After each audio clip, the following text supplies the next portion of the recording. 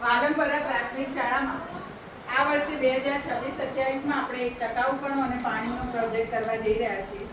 તમને બધાને ખબર છે કે આ વખતે આપણે પાણીની ટીમમાં આટલા મેમ્બર છે, તો એ લોકો પણ તમને સહાય કરશે અને તે પણ અમે પણ સહાય કરીશું અને એમ કરીને કે આપણે ટકાઉપણું અને પાણીનો પ્રોજેક્ટ કરવા જઈ રહ્યા છીએ. તો સૌપ્રથમ આપણે જોઈશું કે ટકાઉપણું અને પાણીનો પ્રોજેક્ટ કરવા માટે આપણે કઈ કઈ પ્રવૃત્તિઓ કરવી પડશે. તો પહેલા આપણે જાણવું પડશે કે પાણી શા માટે આપણે પાણીના પ્રોજેક્ટની જરૂરિયાત પડી, શા માટે આપણે પાણીનો પ્રોજેક્ટ કરીશું. ના કરીએ તો ના ચાલે. તો આપણે વિશ્વમાં પાણીના જથ્થા વિશે પણ માહિતી મેળવીશું. અત્યારે પાણીનો તણાવ આ શું કહેવા માંગે છે તે પણ વિશે જાણીશું અને એ જાણ્યા પછી બધી જ પ્રવૃત્તિઓ કરી અને આપણા વાલમપરા ગામમાં અને શાળામાં આપણે પાણીનો બગાડ ના થાય તે માટેનો પ્રયત્ન કરીશું. તો હવે આપણે જાણીશું કે આપણે ફરજિયાત પ્રવૃત્તિમાં કઈ કઈ પ્રવૃત્તિઓ કરીશું. તો સૌથી પહેલા ફરજિયાત પ્રવૃત્તિ ભાગ A માં આપણા પર્યાવરણમાં પાણીને સમજવા માટે આપણે 5 પ્રવૃત્તિઓ કરીશું. તેમાં પહેલી પ્રવૃત્તિ છે ઇન્ટરવ્યુ. તો ઇન્ટરવ્યુમાં આપણે એક ખેડૂત, એક કૂવો ખોદનાર, બરાબર, તો એ બધાના વિશે આપણે ઇન્ટરવ્યુ લઈશું અને તેમને પ્રશ્ન પૂછીશું કે પહેલા પાણીની સમસ્યા કેવી હતી અને અત્યારે શું છે. તો એના વિશે પ્રશ્નો પૂછી અને ઇન્ટરવ્યુ લઈશું. પછી પાણીનું આપણે ઓડિટ કરીશું કે આપણી શાળામાં પાણી ક્યાંથી આવે છે, કેવી રીતે આવે છે, આવવા માટે કેટલી ટાંકી છે અને એ પાણીનો આપણે ક્યાં ક્યાં ઉપયોગ કરીએ છીએ. તો એનો સરસ મજાનો ઓડિટ કરી અને નકશો બનાવવા માટેનો પ્રયત્ન કરીશું. પછી જોઈશું કે ત્રીજી પ્રવૃત્તિમાં વરસાદી પાણીનો સંગ્રહ. તો આપણે આપણી શાળામાં વરસાદી પાણીનો સંગ્રહ કેટલો કરી શકીએ અને કરી ગયા પછી આપણે કેટલો તેનો ઉપયોગ કરીશું તેનું માપન કરવાની આપણે પ્રવૃત્તિ. પછી કરીશું આપણે શીખવા માટે બનાવ. તો આપણે બધા શીખવા માટે બનાવવા માટે આપણે એક ટીપી ટેપ બનાવીશું જેનાથી આપણે પાણીની ટાંકીનું પાણી ઓછું વપરાય અને ઓછી પાણીથી આપણે હાથ પગ ધોઈ શકીએ. તો એક ટીપી ટેપ બનાવીશું. પછી આપણા જે કિચન ગાર્ડનનો એરિયા છે ત્યાં આગળ આપણે ટપક પદ્ધતિનો ઉપયોગ કરીશું. આપણા જ્યાં છોડ વાયેલા છે ત્યાં આપણે માટલા પિયત પદ્ધતિનો ઉપયોગ કરીશું અને તેવી રીતે જ આપણે શીખવા માટે બનાવવાની પ્રવૃત્તિ કરીશું. પછી આપણે કેસ સ્ટડીનો અભ્યાસ કરીશું. તો કેસ સ્ટડીમાં 4 કેસ સ્ટડી આપેલી છે.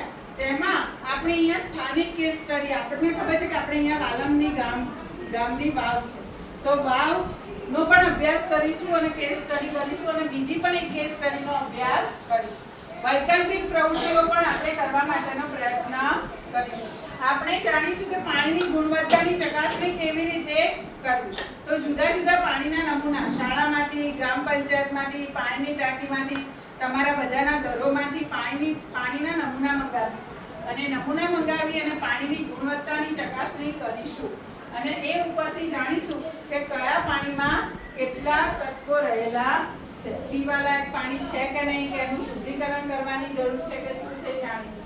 પછી આપણે જાણીશું પ્રવૃત્તિ 2 કરીને કે આપણા ખોરાકમાં છુપાયેલું પાણી. આપણે જે દરરોજનો ખોરાક લઈએ છીએ એટલે કે રોટલી, દાળ, ભાત, શાક, રોટલી, તો એ બધું જ આપણે ખાતા અને પીતા આપણા કેટલું ખોરાકમાં પાણી રહેલું છે અને આપણે દિવસ દરમિયાન કેટલા પાણીનો ઉપયોગ કરીએ છીએ તે આ પ્રવૃત્તિથી જાણીશું.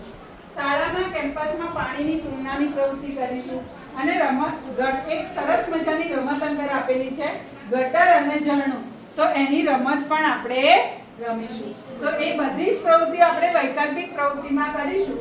પછી આપણે ભાગ B માં પાણીની દુનિયા ખોલવી એટલે કે પાણીની દુનિયા ખોલવાની એક ફરજિયાત પ્રવૃત્તિ કરીશું જેમાં આપણે પાણી એક વિશ્વ એનો એક નિબંધ લખીશું અને સમજીશું કે પાણીની શું સ્થિતિ છે અને હવે પાણી બચાવવા માટે આપણે શું શું કરી શકાય. તમે અહીંયા જોશો ભાઈ બધા કે અહીંયા જુઓ કે હવે વધતી જતી વસ્તી અને આર્થિક માંગણીઓ ભૂગર્ભ જળ અને આપણી નદીઓમાં બંને પર ભાર મૂકી રહી છે. દેશમાં પ્રતિ વ્યક્તિ એટલે કે એક વ્યક્તિ દીઠ ઉપલબ્ધતા 2001 માં 1816 ઘન મીટરથી ઘટી પાણી પહેલા આટલું હતું કે એક વ્યક્તિ વાપરે તો 1816 ઘન મીટર જેટલું પાણી હતું, પણ જ્યારે 2011 માં એ ઘટીને 1544 મીટર ઘન મીટર થઈ છે. એટલે કે પાણી ઓછું થયું છે. પહેલા એક વ્યક્તિ દીઠ 1800 જેટલું પાણી મળતું હતું, જ્યારે હવે એક વ્યક્તિ દીઠ 2011 માં 1544 જેટલું મળે છે. તો અત્યારે તો 2026 આવી, તો વિચાર કરો કે 1500 થી કેટલું થઈ ગયું હશે? ઓછું. 1500 થી આશરે કેટલું થઈ ગયું હશે? 1000 જેટલું થઈ ગયું છે. હવે તમે વિચાર કરો કે એક વ્યક્તિ દીઠ 1000 ઘન મીટર આપણને પાણી મળે છે.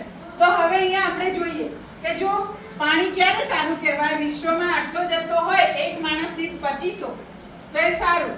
એક માણસ દીઠ 2500 થી 1700 હોય તો એ પાણી કેવું કહેવાય? સંવેદનશીલ, એટલે કે ઓછું. અને જો 1700 થી 1000 હોય તો પાણીની શું કહેવાય? તાણ. તો અત્યારે 2026 માં આપણને 1000 જેટલું પાણી મળે. વિચાર કરો તો અત્યારે શું કહેવાય? પાણીની તાણ છે. પાણીની તાણ છે. અને હજી વિચાર કરો કે દિવસે દિવસે પાણીનો જથ્થો ઓછો થઈ જશે તો તાણમાંથી આપણે શેમાં આવી જઈશું? પાણીની અછતમાં આવી જઈશું. તો આ પાણીની અછત અને એમાંથી સંપૂર્ણ પાણીની અછતમાં આપણે ના જઈએ, પાણીનું મહત્વ સમજીએ, એટલા માટે આપણે કયો પ્રોજેક્ટ કરવાનો છે? પાણીનો પ્રોજેક્ટ કરવાનો છે. ટકાઉપણું અને પાણી. એટલે આપણે સ્કૂલના કેમ્પસમાં ગમે ત્યાં આગળ ટપકતા નળ જોઈએ કે પાણી વેસ્ટેજ જતું જોઈએ તો આપણે તરત જ શું કરવાનું? બંધ કરી દેવાનું. તમે બધા જ જાણો છો કે આખા સમુદ્ર તો પુષ્કળ છે, પણ એમાં પીવાલાયક પાણી ફક્ત ને ફક્ત નદીઓમાં છે. અને નદીઓમાંથી એ શુદ્ધિકરણ થઈને આપણા સુધી આવતા તો સામાન્ય જ પાણી વધે છે. બરાબર? તો એ પાણી, મીઠા પાણી જે જળ છે એ આપણે જાળવી રાખવાના. તો આપણે બધા સાથે મળીને કચરો પાણી જૈવ વિવિધતાની એક સરસ મજાની પ્રવૃત્તિ કરીશું ને પાણીની આપણી આ ટીમને આપણે શું આપીશું? સહકાર આપીશું. બરાબર? અને સહકાર આપી અને સરસ મજાની પ્રવૃત્તિ કરીશું. થઈ ગયું બેન?